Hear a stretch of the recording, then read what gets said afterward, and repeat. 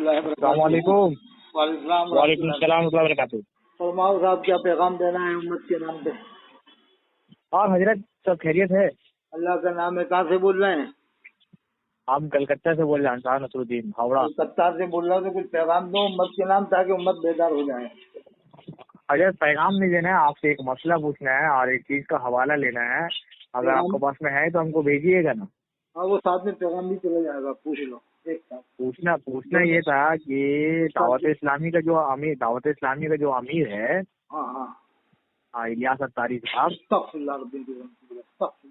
हाँ, तो इनका ऊपर में जो है अख्तर रजा साहब जो फतवा दिए, क्या फतवा दिए? सीधा कहा है कि ये इस्लाम, दावत इस्लामी इस्लाम की बीख कुनी करने वाली तंजीम है। बीख कुनी का क्या मतलब होता है? नहीं, इस्लाम की यानी धज्जियां उड़ाने वाली, एक तरह से ये मतलब होगा। धज्जियां उड़ाने वाली है। हाँ, बीख और कुनी कुफर का भी फतवा। धरी मियां ने उनकी रिकॉर्डिंग मेरे पास है, मैं भिजवा दूंगा आपको। अच्छा, उनके ऊपर में कुफर का फतवा भी दिए है? हाँ, जामे नईमिया मुरादाबाद से कुफ्र का फतवा है। जामे नईमिया मुरादाबाद से इस इबारत पर है। कुछ हवाला, उसका कुछ हवाला मिलेगा? हवाला मिल जाएगा, गूगल से मैं निकाल के भिजवा दूंगा आपको। और एक नंबर दे दूंगा बिहार का, जो मुनाजिर आजम है ना, मुफ्ती मुतीउर रहमान साहब। हाँ, मुफ्ती मुतीउर रहमान साहब। मुफ्ती मुतीउर रहमान साहब दो हैं। एक तो मुनाजिर है बहुत बड़ा। नहीं, एक पूर्णिया वाले हैं, वो भी मशहूर हैं, वो तो मुनाजर करते हैं। और एक है ये मुजफ्फरपुर में मरून एक जगह है, वहाँ जामतुल खजरा चलाते हैं, बड़े काबिल आलिम है, वो भी मुफ्ती मुतीउर रहमान है। अच्छा, वो भी मुनाजिर हैं, वो भी बरेली रह चुके हैं। तो वो उनके पास वो कह रहा मेरे पास है नकल फतवे की मेरे पास है, जिस पर कुफ्र का फतवा लिया फाजी पर। जामे नईमिया वाला फतवा उनके पास में, जामे नईमिया वाला फतवा, और जिसमें वो इबारत पर फतवा है हम रमजान के बाद ईद क्यों ना बनाए। तो वो जालिम बादशाह से, हाँ, जालिम बादशाह से मिसाल दिया था। अल्लाह की हुकूमत को जालिम हुकूमत कह दिया। ऐसी सफा 1275 वो उसमें है, क्या कहते हैं फैजान सुन्नत में।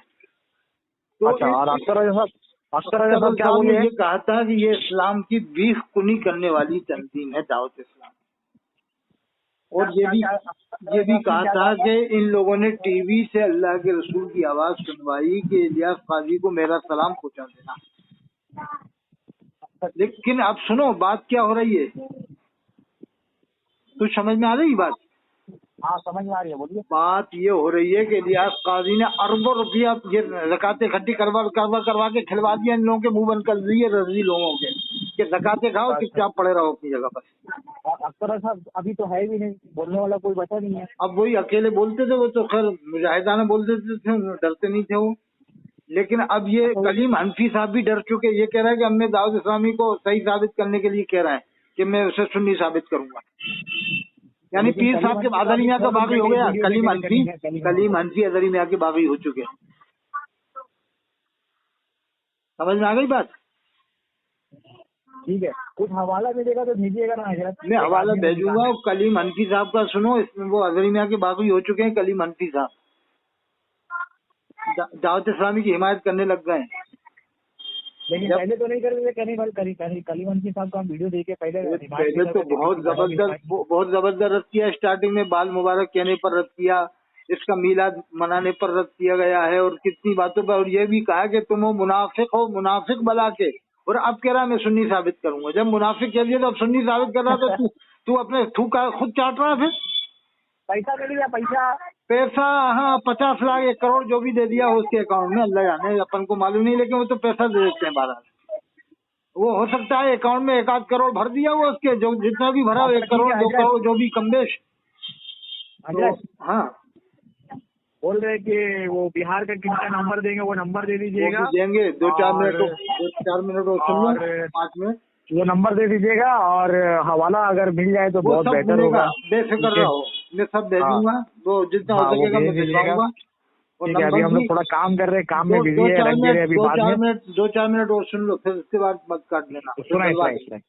सुनाइए आप बोलिए। ये है कि कलीम हनफी ने ये इस वजह से कहा है कि दाऊद इस्लामी को मोमिन साबित करूंगा कि इसने ये सनाबिल साहब ने हजरत अबू तालिब को मुसलमान साबित कर दिया।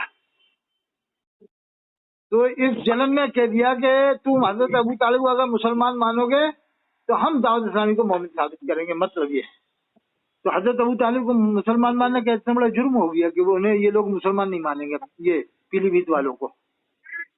उस जलन फुलन में कलीम हनफी ने कह दिया कि मैं दाऊद इस्लामी वालों को सही साबित करूंगा, मुनाजरा कर दूंगा।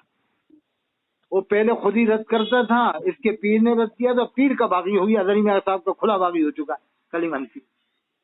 और ये भी कह दिया कि अफजल साहब का तलवा पैर इदरीस साहब के चेहरे से ज्यादा बेहतर है। अस्तगफुरुल्लाह। बताओ ऐसा कहना चाहिए साहब क्या एक आलिम के बारे में, जबकि हम भी हर बात नहीं मानते पीलीभीत वालों के बारे में, लेकिन एक आलिम में खैर चेहरे पे नूरानियत है, दाढ़ी है, चेहरा भी नूरानियत वाला है, नमाज के पाबंद है। मेरे खुद हुजूर से मोहब्बत है तभी तो दाढ़ी रखा है, दाढ़ी रखे मैं तो आलिम है। नहीं, नमाज के पक्के हैं। मैंने खुद देखा पीलीभीत में, मैं घर पे गया था तो एक बार सर्दियों में थे हम, 6:35 पे टाइम हो रहा था ईशा का, तो उन्होंने कहा कि भाई टाइम हो गया ईशा का, 6:37 पे 2 मिनट एहतियात के साथ नमाज पढ़ ली, अव्वल वक्त नमाज पढ़ ली थी इदरीस साहब ने, मेरे सामने की बात। तो हम गए थे, गयास भाई हशमती हैं लखनऊ के, उनके साथ गए थे, उनके वालिद भी उनके बड़ी थे, उनके वालिद साहब। तो उनके वालिद की जो कुर्बानियां, इतनी बड़ी कुर्बानियां थी कि 126 मुकदमे चले थे मौलाना हशमत अली खान साहब पर। तो मैंने खुद सुना है सफीपुर में कि जब वो जलसे में आए थे, हजरत नूर मियां साहब ने बुलाया था, जब जलसे में सफीपुर में आए थे ना, तो स्टेज के पीछे से आए थे। यानी स्टेज के पीछे से क्यों आए मालूम है? यानी लोग तो हैं अपना छोटा दिखाने के लिए नहीं, स्टेज के पीछे से आए थे, इसमें हिकमत थी। लोग तो आगे से आते हैं ना, स्टेज के आगे से पब्लिक में से आते हैं, वो तो पब्लिक के पीछे से आए थे, स्टेज के पीछे से। स्टेज के पीछे से यूं आए थे कि लोग मेरी ताजीम के लिए खड़े ना हो, इसलिए स्टेज के पीछे से आ गए थे। ये सफीपुर की बात है। और आजकल तो लच्छू पंगू ये चाहता है कि मेरी ग्रांड एंट्री हो, मेरा इस्तेकबाल हो, मेरे लिए लोग खड़े हैं, समझ गए हैं? तो जिनके वालिद ने अपनी जान कुर्बान कर दी रज़ियत के लिए, बरेलियत के लिए, उनके बेटे के लिए, ये कलीम हनफी बोल रहा है कि अफजल साहब का तलबा इसी साहब के चेहरे से बेहतर है। बताओ उनकी रूह को कितनी तकलीफ होगी, है? मतलब ये दाऊद इस्लामी जिसने इतनी खुराफातें की हैं उसको मोमिन साबित कर रहा है, जिसने अपने बाल को बाल मुबारक कह के बढ़वाया, अपना मीलाद नामा पढ़वाया, लब्बैक या अत्तार के नारे लगवाए। जरा पैसा बांटते हैं तो ये लोग खुश हो जाते हैं, ज़कात सदका खाने के बाद खुश हो जाते हैं, यानी फिर गुस्ताखियां भूल जाते हैं। तो यार तो इनका जबानी जमा खर्च है साहब इनकी, मैं तो ये मानता हूँ। क्या ख्याल है सर? क्या समझ में आ रही है ना बात आपके? समझ में आ रहा। इलियास काजी ने तो ये तक करा है कि एक आदमी को ड्रामा के तौर पे बता दिया, खड़ा है सामने खड़ा है, और ये अजहरी मियां के दामाद इस बात को टेक करके कह रहा है, वीडियो में आपको भेज दूंगा, कि एक आदमी कह रहा है कि हजरत वादा खिलाफी के बारे में क्या हुक्म है, कह रहा है कि हाँ नहीं करना चाहिए, ये है वो है फलाना धमाका, यानी पूरा ड्रामा बनाया, खुद ही ये सेट कर लेते हैं। फिर बाद में कह रहा है कि हजरत हम मदीने शरीफ गए थे तो अल्लाह के रसूल ने आपको सलाम भेजा था कि इलियास काजी को मेरा सलाम पहुंचा देना। मतलब यह कि मुझसे वादा खिलाफी हो गई, मैं आपसे कह नहीं पाया आने में, देखो। तो अब बताओ, ये पूरा ड्रामा रचा हुआ है, एक आदमी ये ऐसा ड्रामा इलियास काजी बना रहा अल्लाह के रसूल के बारे में। तो इलियास काजी को जब वो कह रहा है कि अल्लाह के रसूल ने आपको सलाम भेजा, तो इलियास काजी कुर्सी से उठ भी नहीं रहा है, कुर्सी पे बैठे बैठे कह रहा है लब्बैक या सय्यदी या रसूल अल्लाह। अब आप समझ गए होंगे बात। जब कलकत्ता में अगर मैं आऊं और मैं कहूँ नजरुद्दीन साहब, आप कहो साहब बैठिए, मैं कहूँ नजरुद्दीन साहब आपके लिए खुशखबरी है। अब आपसे जो क्या खुशखबरी है, मैं कहूँगा मैं अजमेर शरीफ होता हुआ आया हूँ, मैं जब रात में सोया हज़रत ख्वाजा साहब का दीदार हुआ, हज़रत ख्वाजा साहब ने फरमाया जब कलकत्ता जाओ नजरुद्दीन को मेरा सलाम कह देना।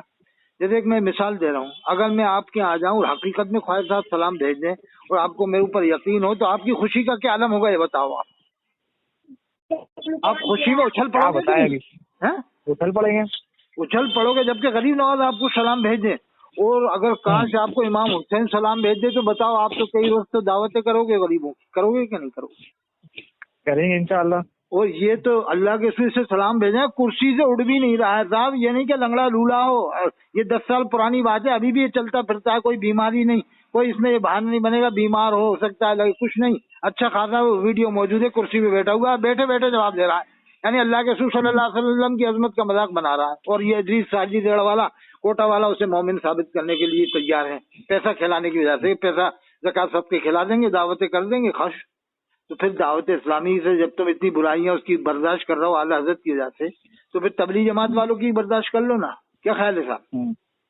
अगर ये मानते हो कि इन्होंने काम बहुत बड़ा किया, तो तबलीग जमात वालों ने इनसे 10 गुना ज्यादा काम किया कि नहीं किया साहब? किया। आज पूरी दुनिया में तबलीग जमात के किसी भी मुल्क में चले जाओ तो उनके आदमी मिल जाएंगे, एक एक नहीं हजारों हजारों मिलेंगे। और इनके तो दाऊद इस्लामी के 2-2 4-4 किराए के टट्टू मिलेंगे, उनके 1-1 2-2 हजार, पूरा इंग्लैंड भरा हुआ है उनका, अमेरिका भरा हुआ, अफ्रीका भरा हुआ तबलीग जमात के आदमी। तो आपको तो मालूम होगा कलकत्ता में कितने तबलीग जमाती हो गए कि नहीं हुए? हो गए। नाखुदा मस्जिद में एक देवबंदी इमाम है, एक बरेलवी इमाम है, मालूम है आपको? नाखुदा मस्जिद कलकत्ता का, मालूम है। उसमें एक देवबंदी इमाम है, एक बरेलवी इमाम है, 2 नमाजें वो पढ़ाएगा, 3 नमाजें वो पढ़ाएगा, तो फिर नमाज किसी की नहीं हो रही फिर तो इस हिसाब से, क्या ख्याल है? तो ये कलकत्ता वाले क्या कर रहे हैं? आरजू अशरफी, जो आरजू अशरफी अपने आप को मुनादिर समझता है, जब कलकत्ता की जो मेन मस्जिद है नाखुदा, उसमें एक देवबंदी इमाम, एक बरेलवी इमाम, तो इनका दिमाग इसी में सही होगा कि जामे अजहर मिस्र की बातें करो कि भाई जामे अजहर मिस्र में सब देवबंदी बरेली एक साथ क्यों पढ़ते हैं, वहाँ क्यों जाते तुम? ये रामपुर वाले मुफ्ती क्यों पढ़ने गए, बरेली वाले मुफ्ती क्यों पढ़ने गए? तुम कहते हो कि साहब देवबंदियों से मत मिलो, तो तुम वहाँ क्यों जा रहे हो, जामे अजहर में क्यों जा रहे हो? समझ में आ गई ना बात आपके? जैसे ये कहीं देवबंदियों के साथ मिल लेते ना अपन लोग कोई भी, तो ये कहते हैं देवबंदी से क्यों मिल रहा हो, तो कहना तुम भी तो जामे अजहर में काफिर हो गया है, क्या कहते हैं, काफिर हो गया, काफिर हो गया। अभी आपने सुना हो गया, काफिर हो गया। हाँ, शेर पंजाब शाही इमाम सुल्तानुल वाइज़ीन सुल्तानुल मुकर्रमीन नाइबुल मुजद्दीन हजरत मौलाना उस्मान साहब से मिलने चले गए थे, नहीं वो मारूफ रजा साहब, मारूफ रजा खान, हाँ, तो उनके खिलाफ बात आके मिलने क्यों गए हैं? हाँ, उनके खिलाफ हो गया मिलने क्यों गए? अगर मारूफ रजा साहब ने सवाल कर दिया ना, तुम जामे अजहर में 2-2 साल मिलो, जाके खाओ पियो घुसेड़ो और उनका रवैया खाओ, तो तुम कैसे सुन्नी रह जाओगे? तुम्हारे ऊपर भी फतवा लगेगा तजदीद ईमान निकाह बैत का। मारूफ रजा साहब अगर इस बात पे आ गए ना, तो ये सब भागे भागे फिरेंगे उनके सामने, क्योंकि जामे अजहर मिस्र मारूफ रजा साहब जा भी सकते हैं, उनके पास पैसा है और लोगों को ले जा भी सकते हैं, और ला जाएंगे ना, लैपटॉप में सब रिकॉर्ड करके ले आएंगे, लिखावा के ले आएंगे, तो सब इनकी पोल पट्टी खुल जाएगी जामे अजहर जाने के बाद। समझ गए क्या नहीं? हाँ, समझ। क्योंकि यहाँ से बच नहीं सकते, कहते हम खाली पढ़ने गए थे, पढ़ना तो कहीं भी हो सकता है, तो फिर देवबंद जाके क्यों नहीं पढ़ लेते, नजबा जाके क्यों नहीं पढ़ते, सहारनपुर जाके भी पढ़ो, मदाइलूम में, क्या ख्याल है? जब पढ़ने के लिए कोई मना नहीं है तो जाओ वहाँ देवबंद जाओ, अपने बच्चों को देवबंद भेजो, मदाइलूम भेजो, जब पढ़ने मना नहीं है तो है। ये कई तरह के बहाने बनाते हैं। अब ये कहते हैं हम पढ़ने गए थे, तो फिर नमाज किसके पीछे पढ़ी तुमने, जुमा किसके पीछे पढ़ा, ईद किसके पीछे पढ़ी, क्या ख्याल है? कई सवाल होते हैं कि नहीं होते? बहुत सारे सवाल हो जाएंगे, बहुत सारे, कि तुम फिर 2 साल तुमने जुमा क्यों छोड़ा, जब ऐसी जगह गए थे जामे अजहर में, जो है फिर रामपुर के जो सिला कुल्ली है उनको तो तुम मुसलमान नहीं मान रहे, तो फिर जामे अजहर वालों को क्यों मानना, वहाँ क्यों पढ़ के आया था तू रामपुर वाला मुफ्ती?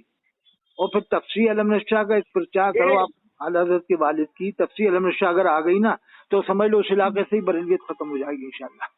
तफसीर अलमनशा के वालिद की बहुत ही शानदार लाजवाब किताब है, बहुत ही जबरदस्त, उसमें कुरान की आयतें, हदीस है, वाकयात और मसले मसाइल, यानी बहुत सी चीजें एक साथ मिल जाएंगी। तफसीर अलमनशा में समझ लो समंदर को कूजे में जमा हजरत ने, अल्लामा नकवी खान तफसीर अलमनशा लगा है ना, उसमें जो वो वाला बात है, बिदअतियों का पहचान वाला जो बात है, हाँ, हवाला भेजिएगा ना। हाँ, सफ़ा 174 में है, जिल्द 2 में, कि बिदअत की पहचान, भेजिएगा ना। हाँ, आपस में एक दूसरे को काफिर कहते हैं, एक दूसरे पर लानत करते हैं। फिर कलीम हनफी साहब इदरीस साहब के बारे में कह रहा है ना कि हज़रत साहब का तलबा इदरीस साहब के चेहरे से बेहतर है, ये सीधा सीधा कुफ्र है, खुला कुफ्र है।